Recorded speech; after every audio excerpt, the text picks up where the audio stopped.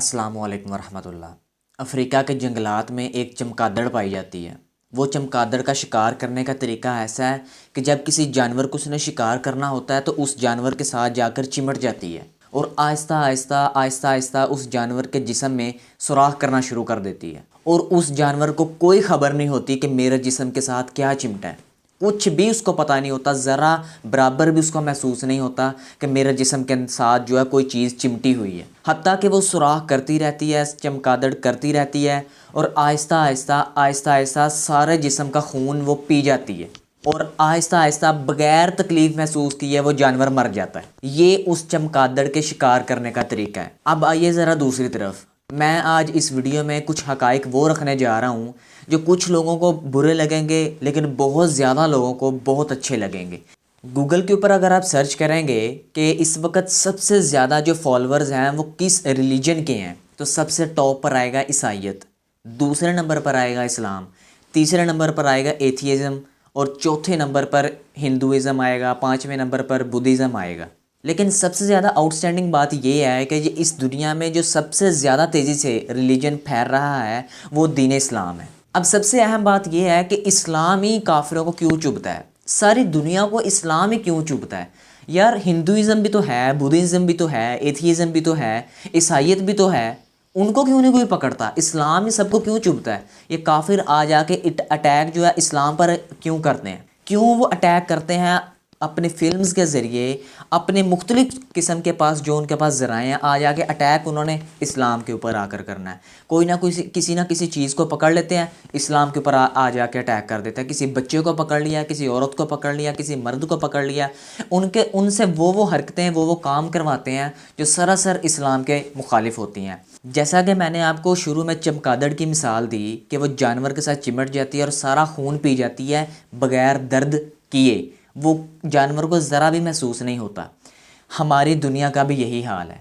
میں اگر ایک چیز کو پکڑوں نا، میں نے اس ویڈیو کے اندر نیٹ فلکس کے بارے میں تھوڑی سی بات کرنی ہے۔ نیٹ فلکس ایک چمگادڑ ہے، اس نے انسانوں کو پکڑا ہوا ہے۔ انسانوں کو نہیں پتا کہ یہ نیٹ فلکس ہمارا کس قدر خون چوس رہی ہے۔ نہ تو درد ہو رہی ہے انسانوں کو، نہ تکلیف ہو رہی ہے، کسی قسم کی کوئی تکلیف نہیں ہو رہی انسانوں کو، لیکن یہی وہ نیٹ فلکس ہے جو انسانوں کے اندر سے خون کو، انسانوں کے اندر سے ایمان کو، انسانوں کے اندر سے ہر چیز کو ختم کر رہی ہے، اور درد بھی نہیں ہو رہی، بغیر درد کیے۔ وہ نیٹ فلکس کو ایک خاص ایجنڈے کے طور پر استعمال کر رہے ہیں، خاص کر انہوں نے ڈیزائن ہی مسلمانوں کے لیے کی ہے۔ میں ایک بات سوچتا ہوتا ہوں کہ اگر میں ایسی باتیں کر رہا ہوں اور مجھ جیسے لوگ بہت ساری ایسی باتیں کرتے ہیں، وہ سمجھتے ہیں کہ یہ نیگیٹو کیوں ہر چیز کو لے جاتے ہیں، کیوں یہ ہر چیز کو ایک نیگیٹو روپ کے اندر ڈالنے کی کوشش کرتے ہیں۔ وہ کیوں کہتے ہیں کہ یہ جو جتنی بھی چیزیں اس دنیا میں ہو رہی ہیں یہ ساری کی ساری اسلام کے خلاف ہیں؟ وہ یہ کیوں کہتے ہیں کہ یہ جو مووی بنی ہے یہ سراسر اسلام کے خلاف ہے؟ یہ قرآن ثابت کرتا ہے، یہ حدیث ثابت کرتی ہے۔ آج کل جتنے بھی فتنہ رونما ہو رہے ہیں وہ سب کے سب احادیث سے ثابت ہو رہے ہیں۔ تو ہمیں نہیں پتہ چل رہا کہ ہمارے ساتھ، میرے ساتھ، آپ کے ساتھ کون کون سا فتنہ چمٹا ہوا ہے، لیکن وہ خون چوس رہا ہے، پتہ ہی نہیں چل رہا۔ ہمیں خوشی مل رہی ہے، وقتی طور پر سکون مل رہا ہے، لیکن وہ جب ایک دم سے آپ کو بتائے گا نا کہ یہ سکون نہیں تھا، یہ اصل میں تمہاری میں بربادی کر رہا تھا، تب ہماری آنکھیں کھلیں گی۔ مجھے اس بات کا بڑا دکھ ہوتا ہے کہ وہ بیچارے بچے چھوٹے چھوٹے، ان کا کیا قصور ہے؟ میں ان ماؤں سے پوچھتا ہوں، ان والدین سے پوچھتا ہوں، بتائیے ذرا مجھے ان بچوں کا کیا قصور ہے؟ کیوں آپ ان کی زندگی کو آپ ایک نئے روپ کے اندر ڈالنے کی کوشش کر رہے ہیں؟ کیوں آپ ان کی زندگی کو داؤ پہ لگانے کی کوشش کر رہے ہیں؟ کیوں ہم اپنے بچوں کو ایک روبوٹک شکل میں ڈالنے کی کوشش کر رہے ہیں؟ آپ یقین کریں، یہی وہ بچے ہیں جو آنے والے دور کے اندر، آنے والے وقت کے اندر جب ماں باپ بنیں گے، جب وہ اسٹیج کے اوپر جائیں گے تو وہ دنیا کے اوپر حکمرانی کرنے والی اولاد نہیں پیدا کر سکیں گے۔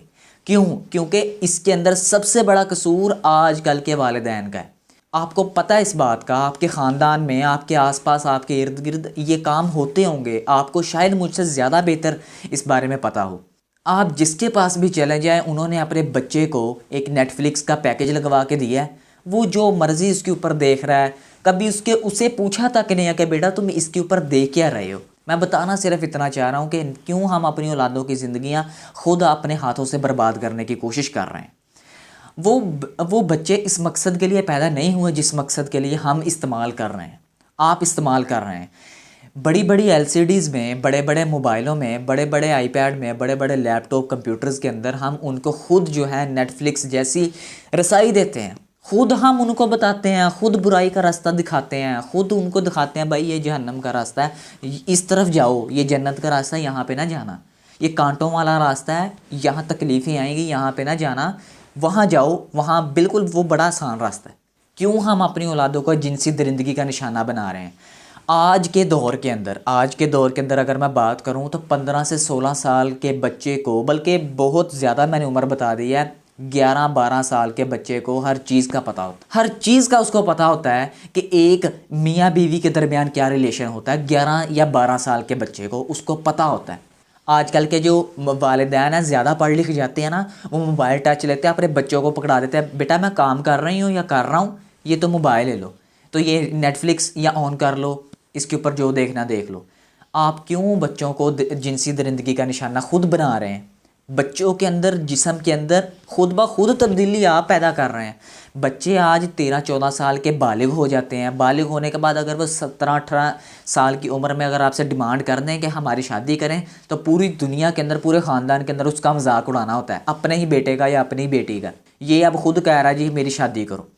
یار ہمیں، آپ کو پتہ ہے اس کے ساتھ کیا بیت رہی ہے؟ آپ لوگوں نے خود اس کو اس سٹیج پر لا کر کھڑا کر دیا ہے، ہم لوگوں نے خود اس کو سٹیج پہ لا کے کھڑا کر دیا کہ اب اس کے پاس اس کے علاوہ کوئی چارہ نہیں بچا۔